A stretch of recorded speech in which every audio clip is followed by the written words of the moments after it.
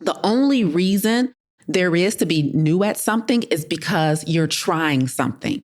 People who don't try new things, they don't have the privilege and the pressure of being new because comfort and familiarity is so irresistible to people that many people never try new things. Like we all know people who don't travel. We know people who stay in jobs that no longer serve them just because it's familiar. We know people who stay in relationships that no longer serve them just because it's familiar.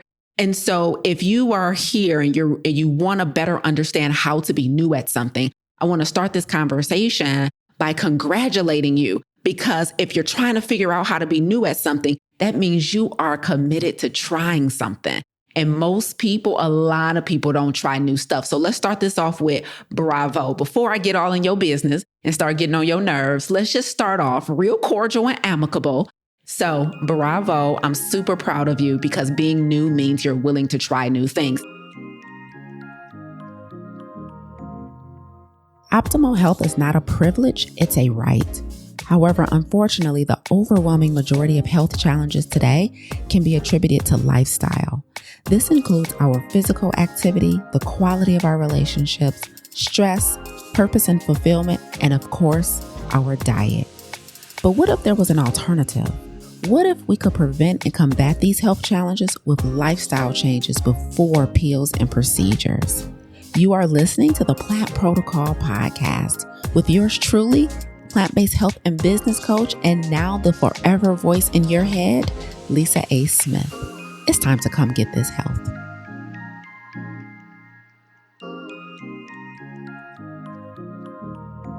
So here's the deal. I have been new to cities. I have been new to countries. I have been new to jobs. I have been new to entrepreneurship. I have been new to living a plant-based lifestyle. Listen, I got new receipts, okay? I have been new countless times over my adult years. So the thing we're about to talk about today, I'm telling you right now, I got receipts on. I have been new over and over again. And here's the thing about being new. It never gets old. You know what I mean? Like being new never gets old. So I have been new. I've lived in different places. I've tried different things. I've worked a 9-to-5. I've ran a business. I've lived a meat-based lifestyle for years and then converted to living a plant-based meatless lifestyle. And so I have been new at so many things over time. And here's the thing about being new.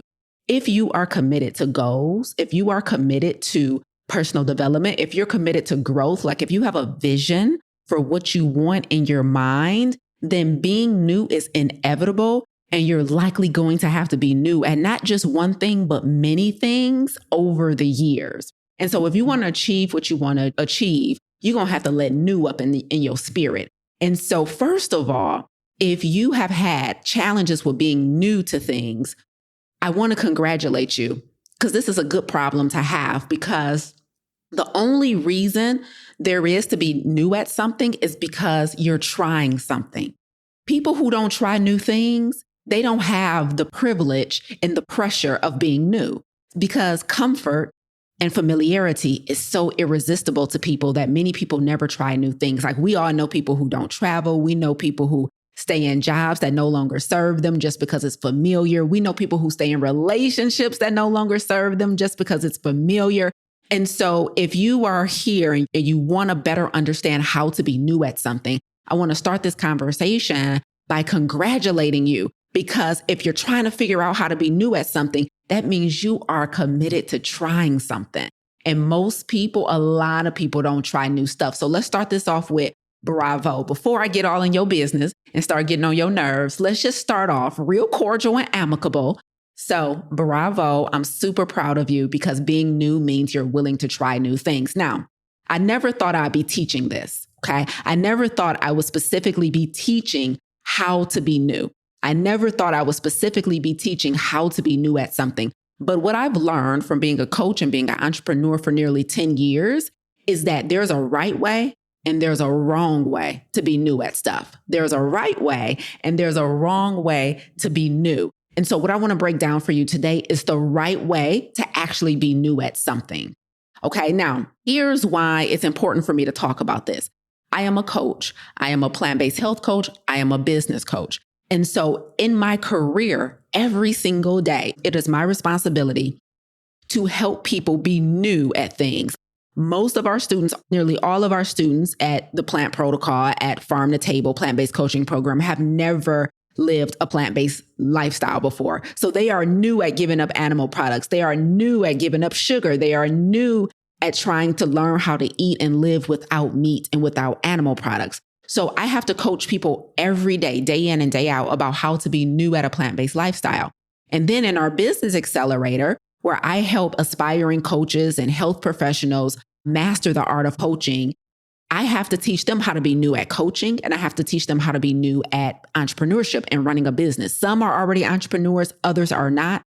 And so I spend the overwhelming majority of my time with people who are new to either being plant-based, vegan, people who are new to entrepreneurship, people who are new to being a coach, right? They just have passion, but they've never coached anybody before. And so all of this has given me a kind of behind the scenes view at what humans experience when it's time to do something they've never done before. So I'm speaking to you today from that perspective. I literally coach people at being new to stuff for a living. Here is the key. Before I give you the 3 things that you must do to be new at anything, I have to tell you what to believe. Now, you guys know I am not one of those coaches who believe the strategy is going to solve all of your problems. A lot of you guys have strategy and can't do nothing with it. Like, a lot of you guys got a blueprint to success in your pocket right now, and you can't do anything with it because you're trying to apply a new blueprint to an old mindset. So first things first, I'm going to tell you the 2 things you need to believe to successfully be new at something, and then I'll tell you how to do it. Fair? Fair. I heard you say fair. Okay, thank you. Permission granted. Okay, here's the first thing you need to believe in order to be new at something. Don't decide that it's hard before you start. So the belief that you have to go into the new thing with is, I don't get to make a decision about whether or not it's hard before I even start it. So let's just play in my lane. Let's just play on my playground today. Y'all know I'm a plant-based health coach. I'm a plant-based vegan personally, and I'm a plant-based health coach professionally, okay? And I have to coach people all the time who have chronic health challenges on how to adopt a plant-based diet. And the overwhelming majority of them, just like me, grew up with an animal-based diet. So they don't know how to live a plant-based lifestyle. All they know is the way they're currently eating is not working for them, and they have to try something different so that they can get healthy.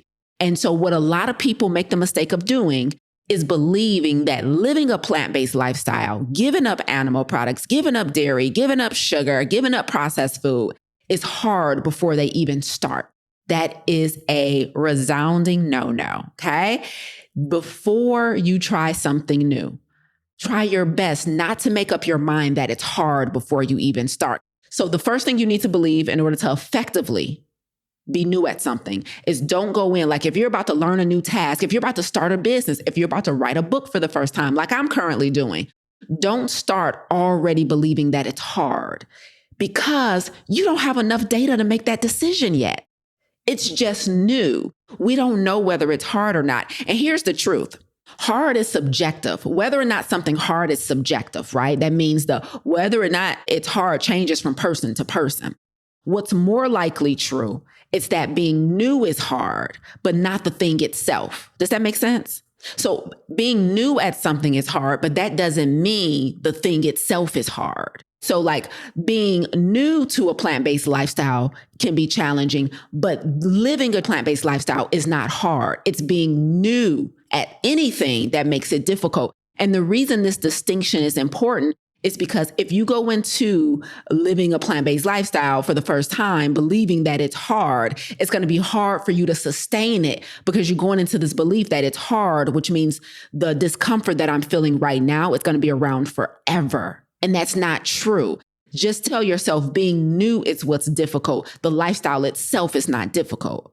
Okay, so like I've been a plant-based vegan for many years now. Suffice it to say, it's just my normal. It's not hard. So you can look at me, you can look at other people living it, and you can see, wow, it seems like they're able to do it pretty seamlessly. It seems like they know all the right things to say and do to make this lifestyle sustainable for them. Okay, it must not be true what I'm believing about living the lifestyle is hard. It must that just being new is what's hard. And there's a difference between those two things. So the first thing you need to believe in order to successfully do new things in your life is you need to stop assuming that it's hard before you start.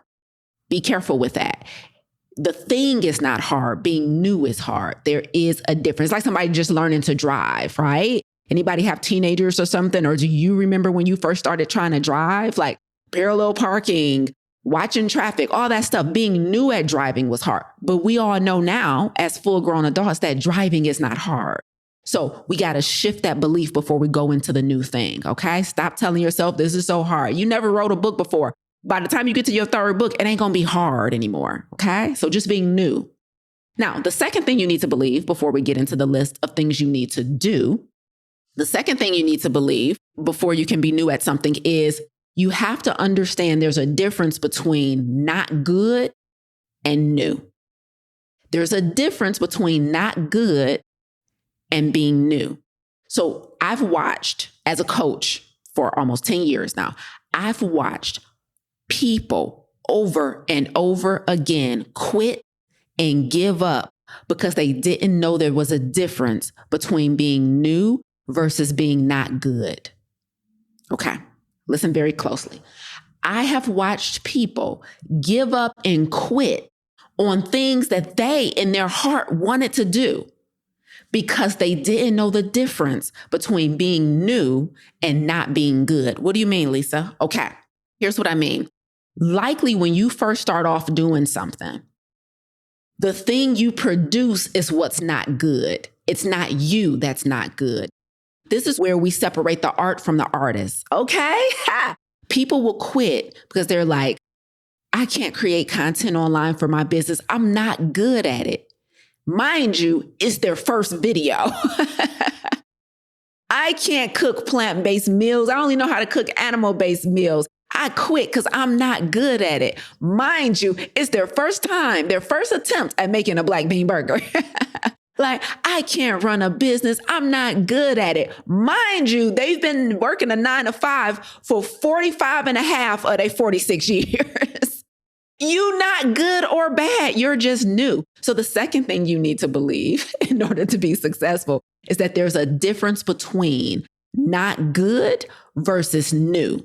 Some of y'all get it confused. Your first attempt out the gate at something, whatever you produce is probably going to be trash. Okay? Separate the art from the artist. So it's not that you're not good at creating content. It's that your first video is not good. See the difference? It's not that you're not good at cooking plant-based meals. That first black bean burger didn't come out good. It's not that you're not good at running a business. It's that your first time trying to create an offer, that offer wasn't good.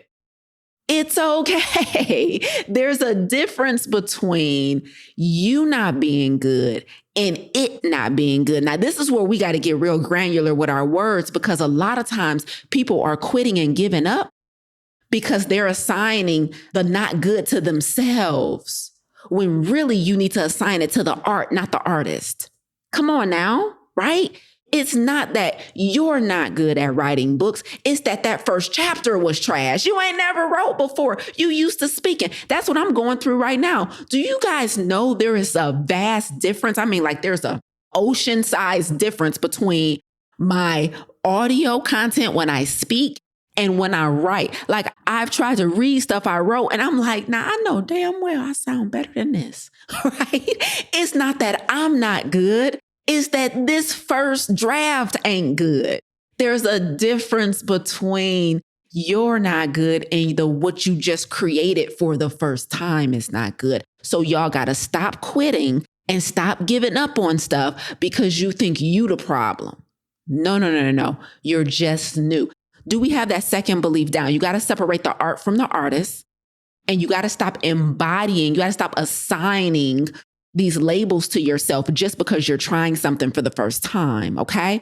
The only way to know whether or not you're good at something is you have to have enough reps. You got to do enough reps to make a data-driven decision. What is the data? The reps are the data. So before I can definitively say whether or not I'm good at making plant-based meals, I got to make several plant-based meals. Before I can definitively say whether or not I'm good at creating content online, what I need to do? Create a library of content online. So we have to stop saying, I'm not good. We have to know the difference between the art and the artist. If you're brand new at something, the very first thing you compose, we all know ain't gonna be your best work. So in order to be new at something, at anything, we need those two beliefs. Those are the foundation for the remainder of our conversation. Number one, I don't get to decide it's hard before I start because I don't have any data to make that decision conclusively. And number two, I don't get to decide whether I'm good or not because I don't have enough data to make that decision conclusively. Yeah? Okay. All right. Now here's a pro tip before I get into how to be new at something. Even after you're good, let me warn people, because I've been making content online for a long time. I've been podcasting since 2016. I've been on social media, making videos and content for a long time. And so let me give you a pro tip about what happens even after you get good. Here's a pro tip. Even after you can definitively say, I'm pretty good at this, you still gonna make not good art from time to time. So let me warn you guys, like I've been speaking for a long time. I've been speaking for years. A couple years ago, I bombed on stage and I had already been speaking for a couple years and already was pretty damn good at it, but I still created a piece of art that wasn't good. So even after you get good, from time to time, you still will make not so good content. So that's a pro tip, okay? So you have to know the difference between not good and being new, but you also have to understand that even after you're good, that doesn't mean everything you produce after that is going to be excellent, okay? So there are still times where I create not so good things, and that still has no bearing on who I am as a person, what I'm qualified to do, what level of success I'm destined to have. That has no bearing on that. I just produced a not so good thing. And that's the beginning and end of it. Grand opening, grand closing on that thought. We don't need to go no further. Even after you get good, from time to time, you still gonna produce. Like every black bean burger after that ain't been fire. I done had a bad batch or two, even after getting good. Okay? Because I gotta teach y'all how to think. Because y'all be running from what God told y'all. Y'all be running from y'all assignment. Y'all be running from obedience because it didn't turn out great. What is happening? So be careful with the enticing feeling of comfort and familiarity that is going to keep you stuck.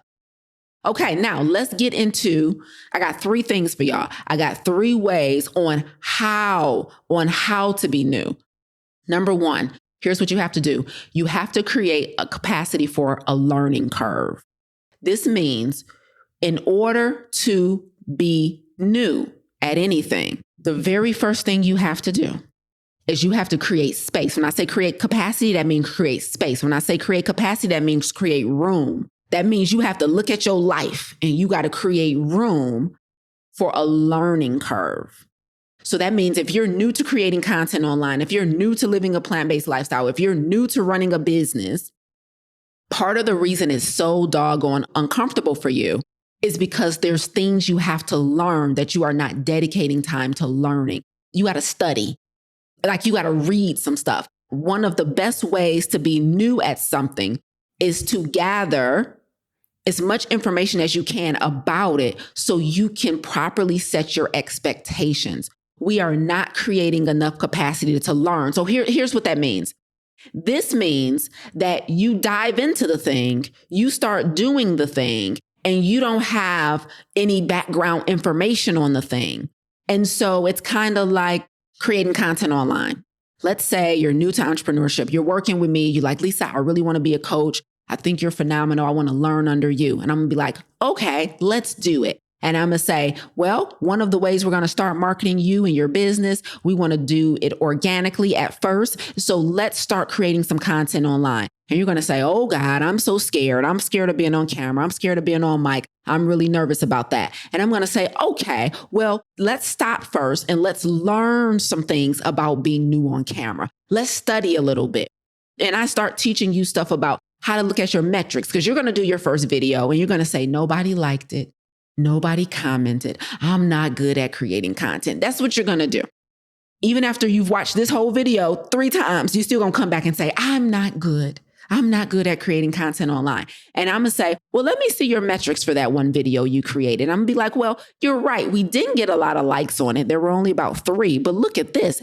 8 people shared it. And you're going to be like, well, why does that matter, Lisa? I don't have any likes though. I don't have any comments though. And I'm going to say, because we don't care about likes. Those are vanity metrics. But do you know what happens when people share your content? That's the metric we care more about, because that means people thought what you shared was so valuable that they were willing to put it in front of their audience. And aren't you creating content for a business and to grow a business and not just for your own ego? Yeah, Lisa, I am creating content for a business and not just for my own ego. So that means the number of shares matter more than the number of likes. Oh, I didn't know that. Welcome to the learning curve. The more you learn about the new thing you're doing, the easier it becomes to be new. Because now you know what to look for. You know what not to look for. You understand better why you're doing the things you're doing. But when you just dive in and you haven't taken the time to carve out space to learn about the thing that you're doing, you draw different conclusions. And usually those conclusions are drawn from ignorance. And it's okay. It's okay. Now, here's the thing about creating capacity for a learning curve, okay? When I say create capacity for a learning curve, again, you got to study the thing you're being new at. You have to read about the thing you're being new at. And this is important because you're going into a task manually and you're used to being on automatic for most things that you do in your life. And so for most people, we like being automatic so much that having to be manual is a heavy lift for us. And so this is where you are exposed on whether or not you're lazy. Yeah, because when you're new at something, you might need a book about plant-based living. You might need to join a challenge, 30-day challenge. Oh, starting December 2024, take 2. Links in the show notes to register. You might need to join a 30-day challenge to learn how to be plant-based. You might need to get into a program where somebody's going to teach you how to be, but you don't, like, the learning curve is so big. Like, let me tell you what happened, because you got to fight against laziness. Let me give y'all an example about somebody I talked to recently. So after we just finished this last Plant Protocol 30-day vegan challenge, it ended at the end of June. And I was doing like exit calls and exit interviews with some of the challengers, right? And I got on a call with this one lady and she was like, this challenge was amazing, Lisa. I feel great. I have so much energy. She's like, but I need help. I said, what? She said, it takes so much time. She said, I don't know how to do this. Like, I got to cook it seems like I'm in the kitchen forever. She's like, grocery shopping. It takes so much time, Lisa. Can you give me tips on how to shorten the time that it takes? I said, no, there is no tip to shorten the time it takes in the kitchen. There is no tip to shorten the time it takes in the grocery store. Baby, you're new at being plant-based. Of course, you got to master learning, reading labels all over again. You used to grocery shop on automatic. Now you're back on manual. No, I can't give you tips in the kitchen. Like, I mean, I can give you small stuff that you already know, like, hey, buy the vegetables pre-chopped, buy the onions and stuff pre-chopped if you don't want to chop them yourself. It's going to be little tips like that. But for real, you're learning how to cook this way. You're new at it. So here's what I needed her to understand. The time it takes to cook a plant-based meal now, the time it takes to grocery shop now is not always going to be the time it takes. You're just new. You are in the midst of your learning curve. You are learning how to use different seasonings. You're learning how to flavor your greens without a turkey leg. You're learning how to make sandwiches out of cucumber and avocado and sprouts instead of lunch meat and cheese. It's the learning curve. You are just new. You didn't create capacity for the learning curve. You want the results of a plant-based lifestyle. You want the energy that a plant-based lifestyle gives you. You want the healthy weight that a plant-based lifestyle gives you. You want the longevity that a plant-based lifestyle gives you. But you don't want the couple of weeks of the learning curve that it's required to master it. You're in the middle of trying to acquire mastery on the new thing that you're doing. You guys have to create capacity for the learning curve that is inevitably going to exist when you try something new. You got to learn new stuff, which means what? I can't fly through the grocery store like I used to. Before, you knew all your stuff. You knew what mayo you bought because it had eggs in it. You ain't cared then. You knew what bread you bought, it had sugar in it. You didn't care before. Now you got to read the labels on all the bread. Now you got to read the label on all the mayo. Now you got to read the label on the cereal. Lisa said, I can't have no sugar. You're in the midst of a learning curve. So you're calling it hard. I'm just calling it new. What's so hard about reading the label? You just lazy. You just want it to be quick. How you going to be new and quick? Where they do that at? You know doggone well if you knew at something, it take longer. Remember when you were trying to just drive for the first time and you was trying to now we parallel park in the middle of texting and on a phone conversation and ordering takeout. You can parallel park now in your sleep, but at one point it was new and you had to cut the radio down. You had to tell homie you would call him back because you got to focus. Being new requires focus. What did y'all think this was? Huh? So step one to being new at anything, okay? Create capacity for the learning curve. Understand that it is going to take more activation energy to get started than it does to sustain it. Let me say that again. When you're new at something, it's going to require more activation energy. More energy in the beginning, called activation energy, to start it. That's where you're learning all these new things. You're getting acclimated to a new normal. Then it's going to take less energy to sustain it. So know that the discomfort, the fact that you got to read now, oh my God, I got to read. Oh my God, now I got to think. God forbid we got to use our brains from time to time. Y'all just want everything on automatic. Oh my God, I got to make new decisions. Now I used to be able to just go to my favorite restaurant for dinner. Now I got to find a place with plant-based options because Lisa said if I want to get rid of this diabetes, I can't eat that chicken no more. Yeah, now you got to find a new restaurant to go to. Why you mad at me? Because you got to do a new thing. Just do the new thing. So create the capacity for the learning curve. Okay, I'm done yelling at y'all with number one. Let's get to number two. And now, a word from our sponsor. Oh, wait, that's me. I'm the sponsor. This episode is being brought to you by the Plant Protocol's 30-day salt, oil, and sugar-free vegan challenge. Weight loss, stabilized blood pressure, blood sugar, and cholesterol, mental clarity, increased exercise, healthy relationship with food, sugar and fast food addictions eradicated. Those are just some of the results our challengers got during our last challenge, and it's going to be even better next time. If you want to experience the power of plants, if you want to learn more about what it's like to live a whole food, plant-based lifestyle, and you need to do that in community with experienced coaches, with live interactive classes, say less. This challenge is for you. It only takes a minute to click the link in the show notes to get registered. Go tell 3 of your friends to tell 3 of their friends that it's time to come get this health. Get this transformation.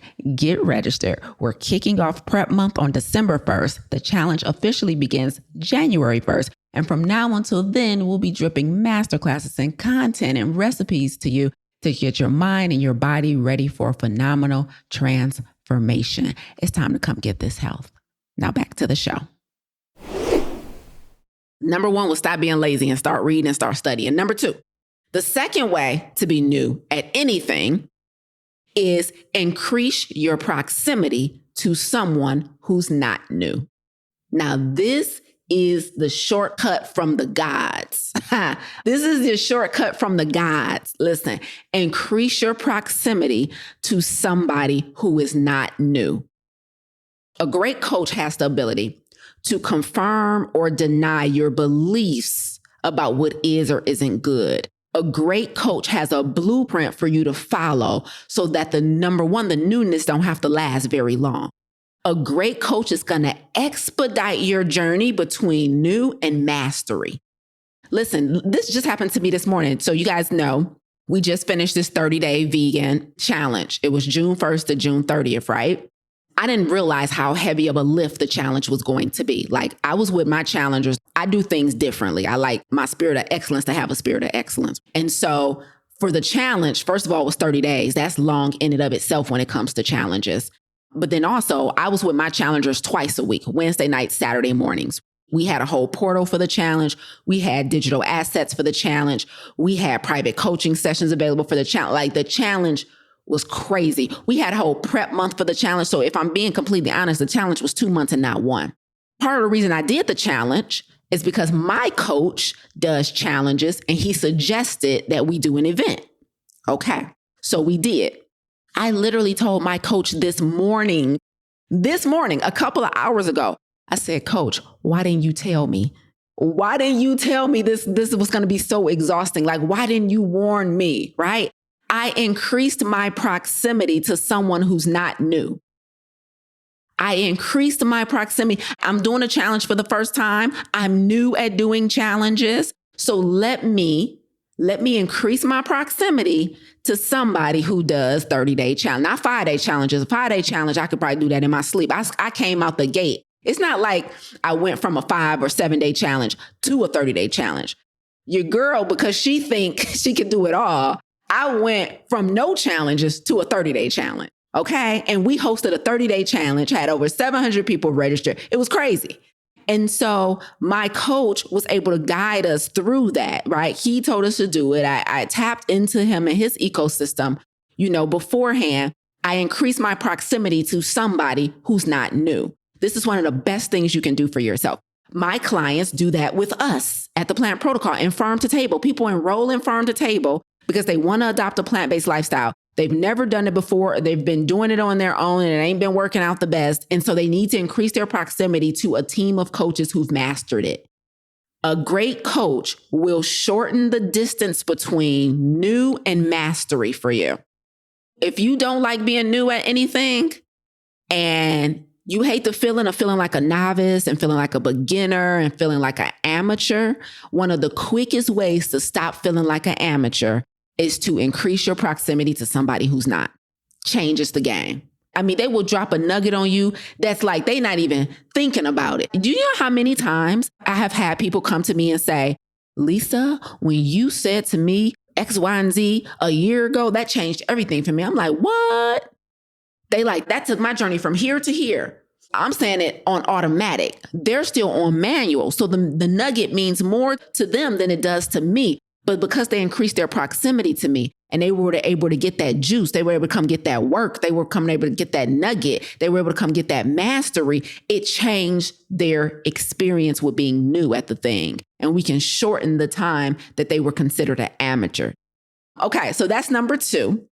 Make sure you increase your proximity to somebody who's not new, right? Gas. Let me tell y'all something else I'm new at. So we were new at challenges.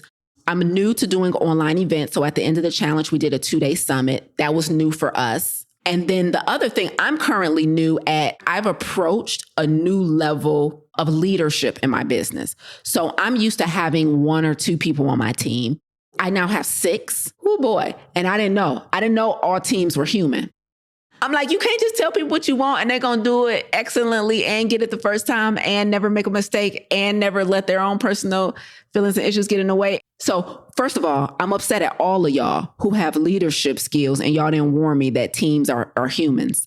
I thought I was hiring AI, yo. So I'm new I'm in another level of leadership at our company, right?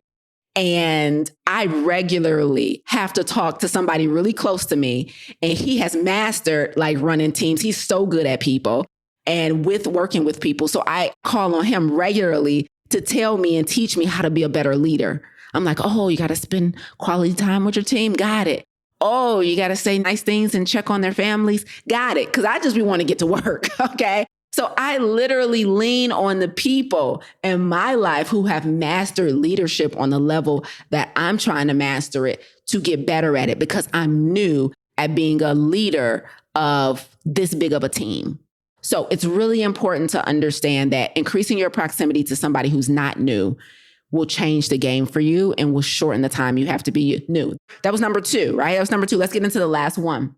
This one is big. So I'm going to slow down here because this number 3 that I'm about to share with you is the one that I have seen literally cause people to run and quit.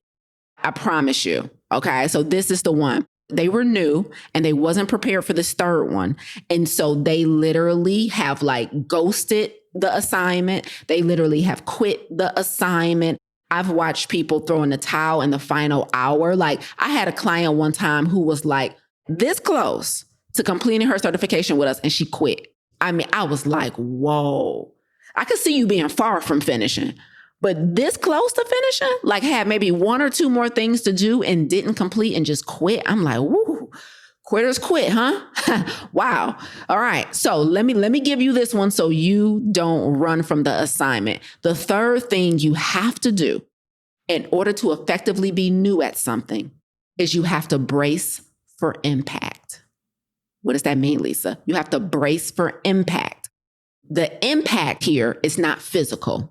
It's not like on an airplane and y'all been experiencing a lot of turbulence and the pilot comes on and the pilot's like, hey, this is going to be a rough landing. Brace for impact.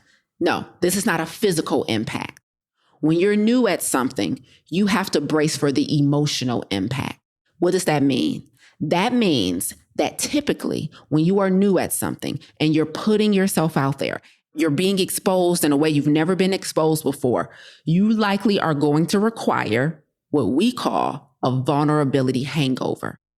That means there's going to be a whole bunch of feelings, usually insecurities, that emerge as a result of being new at the thing.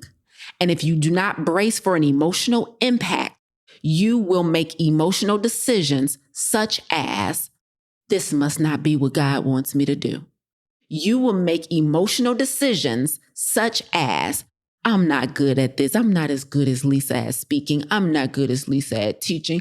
I'm going to run. When you quit in the midst of feeling your feelings, that means you did not brace for impact. You are new at being in front of the camera. You are new at living a plant-based lifestyle. You are new at running a business. Brace for the emotional impact of being new at something.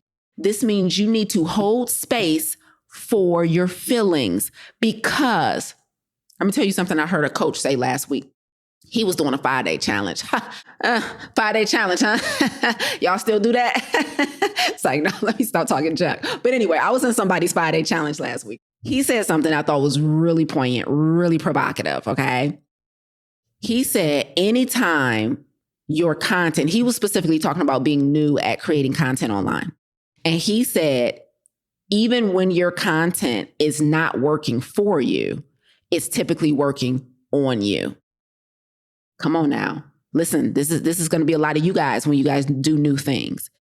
Even though it's not working for you yet, it's likely working on you now, which means whatever you feel when you turn that camera off after doing your first video, whatever you feel after turning the mic off after doing your first podcast, whatever you feel after doing that first workout, after not being in the gym for a very long time, whatever you feel in that moment is an invitation to do personal development. Whatever you feel in that moment is not an invitation to quit. You're going to be beating yourself up. Oh my God, I'm not good at working out. I couldn't even last this many minutes on the treadmill. I couldn't even squat. I started hurting. I had to rest for too long. You're beating yourself up because you knew at working out.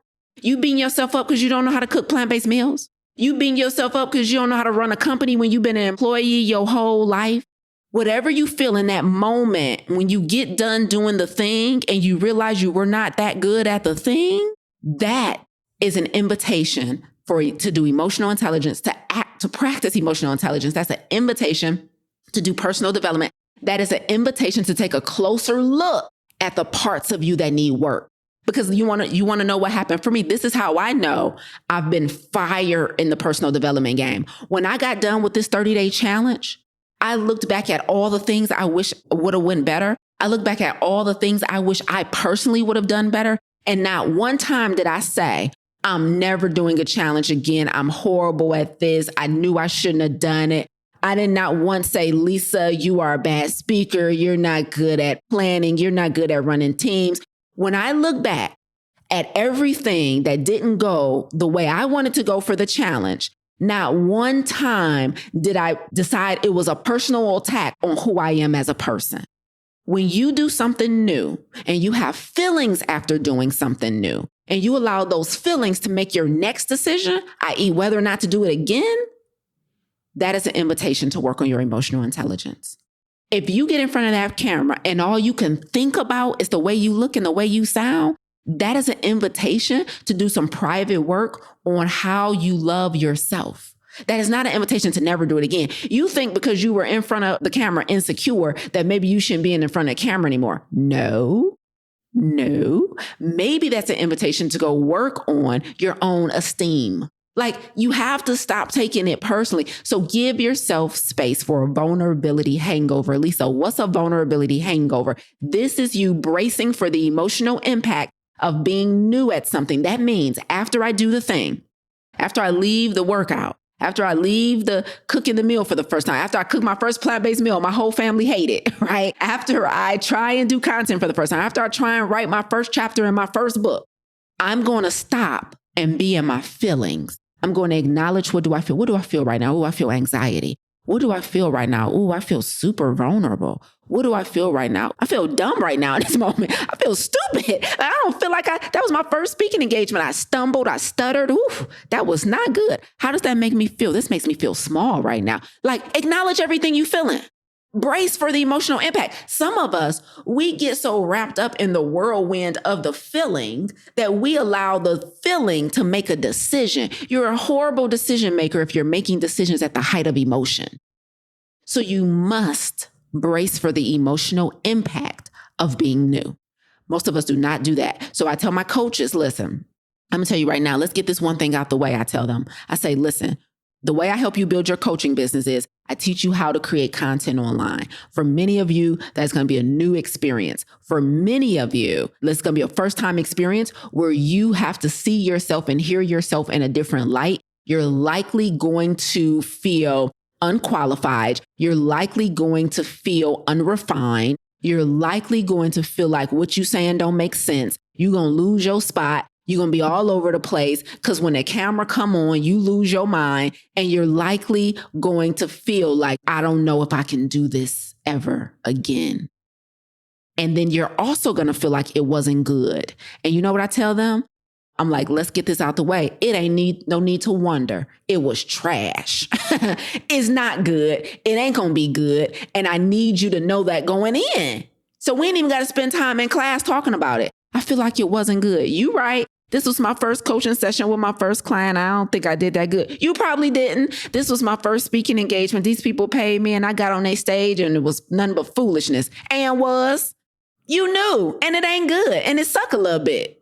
Okay. So brace for the emotional impact, because here's what happened. I work with really like smart, talented, educated, cultured people, men and women. And here's the issue with being new for them. By the time they get to me, and they're typically their 40s, their 50s, and their 60s, and they're trying to go plant-based, or they're trying to start a business, or they're trying to coach for the first time, by the time they got to me, the thing that has benefited the most in their life becomes the handicap when they get to me, which is they've mastered something somewhere else. Listen to me closely. My clients are typically much older than me, especially in my plant-based coaching program. In my business accelerator, we're usually about the same age, but in my plant-based coaching program, my clients are usually much older than me. And the thing that has served them so well in their life up until now is the thing that handicaps them when they work with me. The thing that has served them so well is that they have developed mastery somewhere else. When they come over here, they're brand spanking new. And the fact that they are masters in another area skews their perception of what this new thing should look like. And so because they're so good at what they do over there, being new over here makes them 10 times more insecure about it. So when you develop mastery somewhere else, trying to be new in a new area can be really uncomfortable. That's going to be the situation for a lot of y'all. And so I need y'all to brace for impact. Because it feels so good to be good at something, don't it? Like you go into your job and you the boss. Like my clients running teams, they got degrees, they telling people what to do. They done parented the hell out of them grown kids. They done made a marriage work. They got financial freedom. They teach other people how to, they ministers and they done mastered their faith in ministry. But now they come over to this plant-based world and they don't have a clue how to make a meal without eggs and chicken and cheese. And they're like, I suck. I'm horrible. This ain't for me. They all in their feelings. They start ghosting me. They won't raise their hand in class. They have shame. They have guilt. I'm like, oh, po baby ain't braced for the emotional impact of not being like you sweet over there. And when I come to your job, I get to see you being sweet. But when you come into my room, into my coaching program, You're going to have to surrender to the newness. You're going to have to surrender to not being that great. And I trust that you great over there. Matter of fact, I'll probably buy whatever you selling over there. But over here, I need you to understand you're new and that's okay and it's safe. Here's where we're going to end. Here's the last thing I heard something this morning. I was like, oh, I'm going to tell them this today. Okay. I be thinking about y'all all the time, like all the time. I obsess over y'all.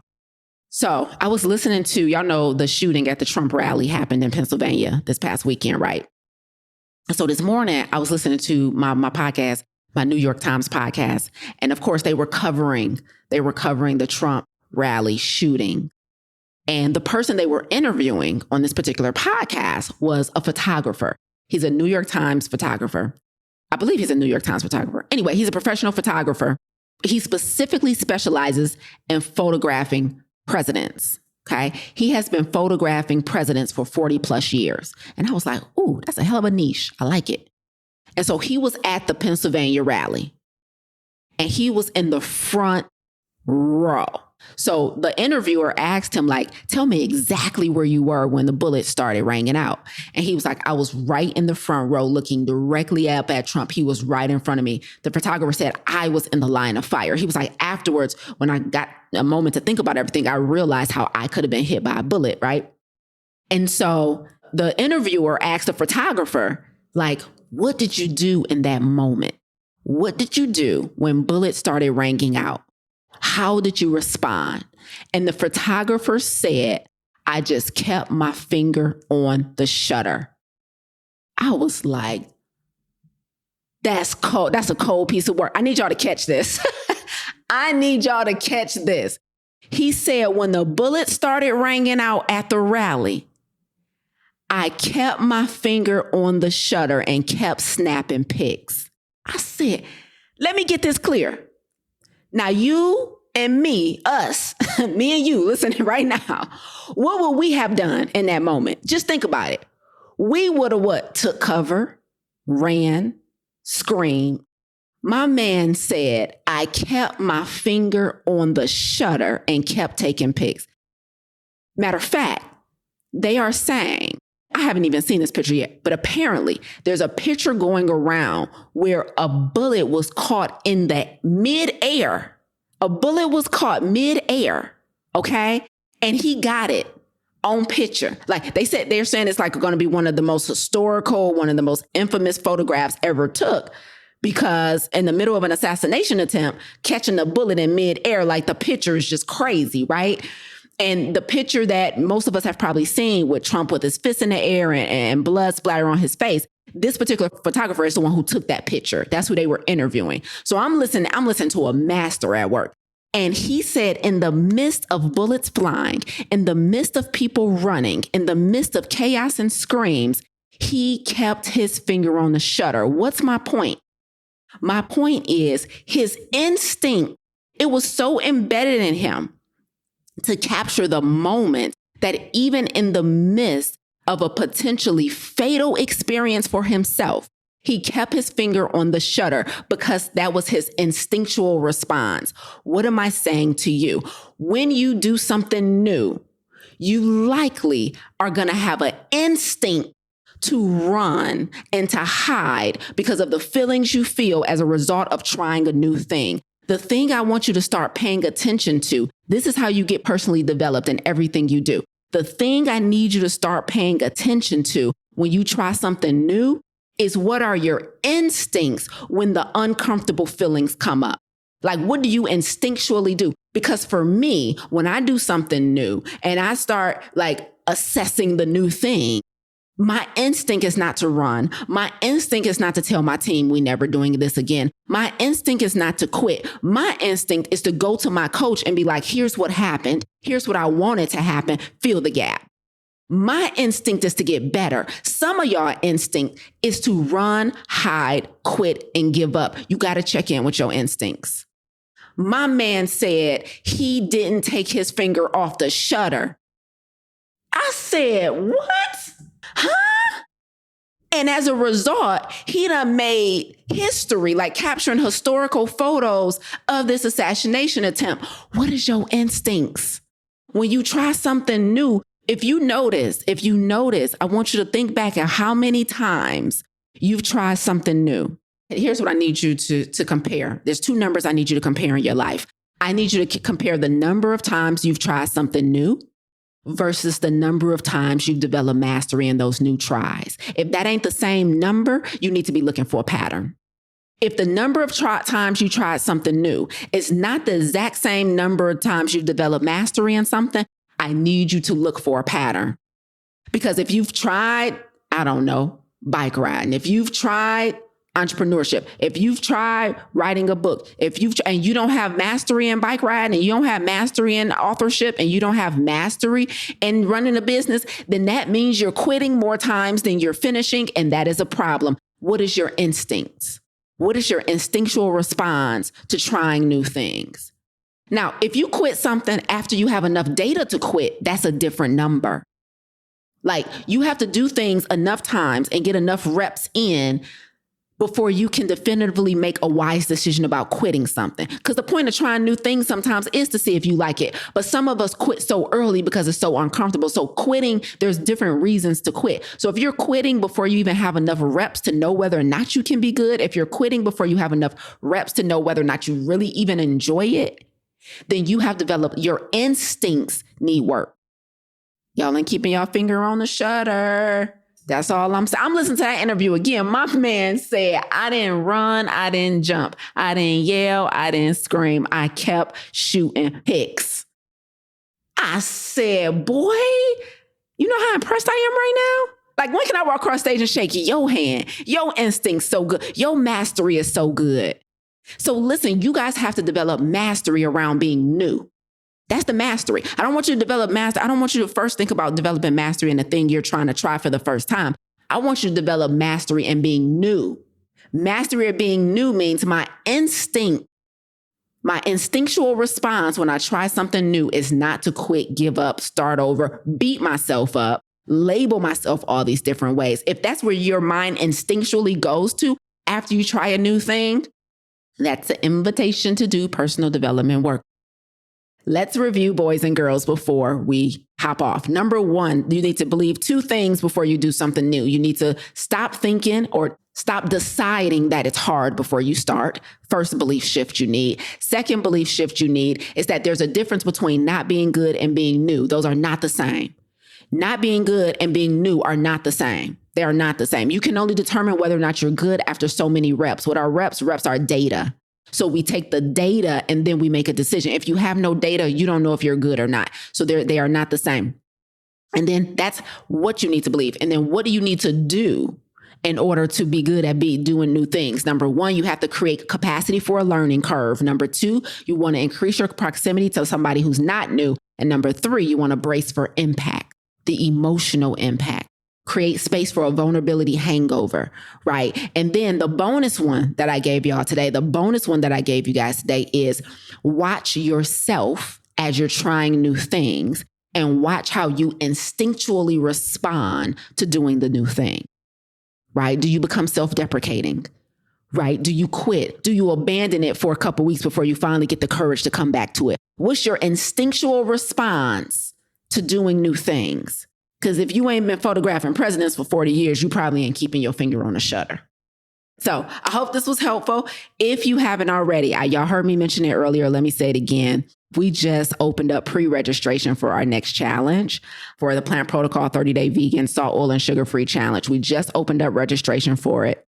And listen, the prep don't start to December. The challenge don't start to January. Can y'all tell how ready I am for y'all already? Who opens up registration for a challenge 6 months before it starts? We do. Spirit of Excellence. If y'all don't work with us over here at the Plant Protocol, y'all missing out. I don't know what other plant-based company y'all going to. If you're trying to start a plant-based business, you're trying to live a plant-based lifestyle, you're trying to get your mind right, like y'all in the wrong arena if you ain't over here with us, because excellence precedes everything we do. So the challenge registration is open. You can register for free. It doesn't cost anything to pre-register. And so if you want to be a part of our next challenge where we got receipts upon receipts, I'm talking about weight loss, medications, energy, crazy receipts, right? We haven't even revealed all the receipts because we had our challengers. We sent them a survey afterwards. So the receipts have been coming in. And so I think if you guys need some movement in your health and you want me and my team of coaches to help escort you, if you're trying to increase your proximity to somebody who ain't new, then you need to get pre-registered for the Plant Protocol 30-Day Vegan Challenge. It's in my bio on Instagram. And then we'll also create automated situations so you guys can just get registered that way as well. So anyway, listen, we had our first class yesterday in Farm to Table, my plant-based coaching program. We just started invited in a new group of students, right? And we were in orientation yesterday. One of our students said he lost almost 40 pounds in June during the challenge. I said, sir, did you eat at all? Okay, that's crazy. So he was like, so needless to say, I'm in Farm to Table to keep the party going. He lost almost 40 pounds during the challenge. I'm just like, what? Yes. So come get this help with us, y'all. If y'all trying to live this plant-based lifestyle, be firing on all cylinders and have all the mental clarity and be confident in your body and live a long time, this is where you're going to do it. All right. Satisfaction guaranteed. Go watch this 100 times, like it 200 times, and share it with somebody who needs to master being new at anything. Love you guys forever. Bye, guys. You tuned in today because, like me, you refuse to let your good become the enemy of your great. You're not settling for good health when optimal is well within reach. If you're ready to go from good to great, visit lisaangelsmith.com to learn more about our plant-based health coaching program, Farm to Table, and our plant-based business accelerator and coaching certification. But before you go, if you enjoyed what you heard today, please consider rating and reviewing this podcast. Until next time, remember, radical obedience is still undefeated. Stay obedient.